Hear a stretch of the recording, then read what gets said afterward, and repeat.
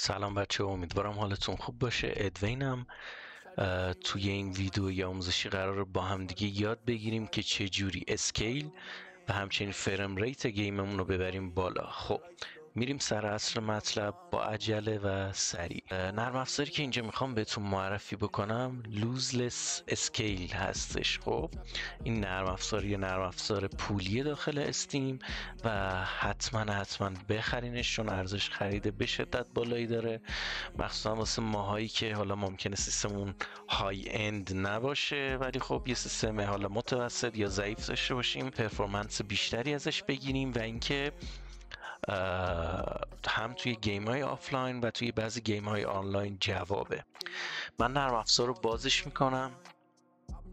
خب ببین بچه ها، نرم افزار دو قسمت داره، یک فرم جنریشن، یک اسکیل. با رندر و بیهیویر و این چیزاش کاری نداریم، اصل موضوع واسه ما این و این. اگر شما گیم های متفاوتی رو بازی میکنین و پرفورمنس های متفاوتی میخواین، طبعا باید پروفایل های زیادی اینجا بسازین، مثلا یکی دیگه بسازین و اسمش رو بذارین حالا اسمی که میخواین، و حالا وقتی که میخواین اون گیم رو بازی بکنین برین روی اون پروفایل و اون موقع مثلا حالا دکمه اسکیل رو بزنین. فعلا من روی دیفالت برای گیمی که استفادهش میخوام بکنم آرماری فورجره و اینکه تنظیماتی که پیدا کردم اینا هست. ببینید بچه ها، من سیستمم 1080 آرماری فورجر رو میکشه و جواب براش سیستمم، اما برای اینکه فریم بیشتری بگیرم، چون گیمش به شدت سنگینه، نرم افزار میاد با هوش مصنوعی و کار گرفتن بیشتر از کارت گرافیک، فریم های فیک اما واقعی، نزدیک به واقعیت میسازه که بین این فریم ها رو که مثلا 1 2 3 4 چند تا فریم دیگه بینشون میذاره و تعداد فریم ها رو میبره بالا و مثلا گیم آرماری فورجر من رو مثلا از FPS 80 یهو تبدیلش میکنه به 165 که من اینجا تارگت کردم. ممکنه همه ی ستینگ رو بلد نباشم که بهتون بگم، ولی چیزی که الان چیدم به درد این گیم میخوره. حالا صرفا این گیم آنلاینه که فرم جنریشن نداره، اما با استفاده از این نرم افزار من تونستم فرم ریت دلخواهم رو بگیرم. اینجا هم یه مود داره که فیکست خودش تنظیم میکنه که چقدر میخواد بگیره و اداپتیو که بزنین خودتون تنظیم میکنین چقدر میخواین. حالا مثلا گیم آرماری فورجر رو باز میکنم. ببینید بچه ها، بعد از اینکه گیم رو باز کردین هنوز نرم افزار شروع به کار نکرده، شما اجازه بدین گیمتون باز شه. خب بچه ها، این تست واقعی نرم افزار هستش. میخوایم ببینیم چه اتفاقی میفته برای FPS ما. این قابلیت تنظیم حالا FPS و نوار بالا سمت چپ که میبینین اومده، این قابلیت جدید استیم. حالا یه ویدیو آموزشی خیلی کوتاه واسش میگیرم و یادتون میدم چجوری اینو اضافه بکنین به گیم هاتون. خب الان میبینین 124 125 تا FPS داره به ما میده و خب هنوز نرم افزار رو تغییرش رو اعمال نکردیم. ببینیم بچه با حرکت من FPS بالا پایین میشه و اگه شلوغ بشه اینجا و پلیرهای دیگه هم هجوم بیارن به اینجا، قطعا FPS اون میاد پایین تر. این گیمش خیلی سنگینه، مثلا یهو از اونجا هلیکوپتر بیاد و کلی تانک و اینجور داستانا بیاد، خیلی گیم سنگین میشه و FPS اون میاد رو 80. حالا برای تست ما نرم افزار رو باز میکنیم و تنظیماتمون رو که از قبل چیدیم روی اسکیل میزنیم. بعد از اینکه روی اسکیل زدیم میگه 4 ثانیه 5 ثانیه وقت داری بری تو اون گیمی که میخوای. وقتی واردش شدیم بالا سمت چپ رو اگر ببینین با نوشته سفید یک عددی رو برای من نشون میده. FPS واقعی من 86 میشه و FPS که الان دارم میگیرم 165. بچه گیم خیلی روونتر شد.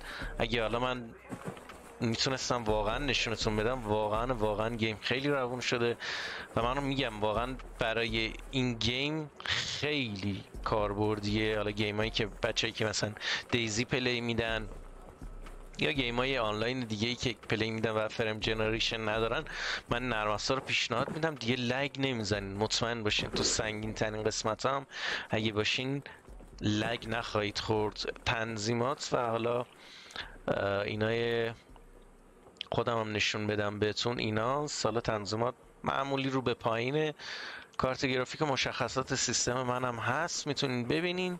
اوکی گایز، تو ادامه ویدیو میخوایم یه سری چیزا رو بررسی کنیم، مثل اینکه زبانش رو چجوری تغییر بدیم، چون از زبان فارسی هم پشتیبانی میکنه نرم افزار، و اینکه راحت میتونین با خوندن توضیحاتش متوجه بشین که باید چی رو تغییر بدین، چی به دردتون میخوره.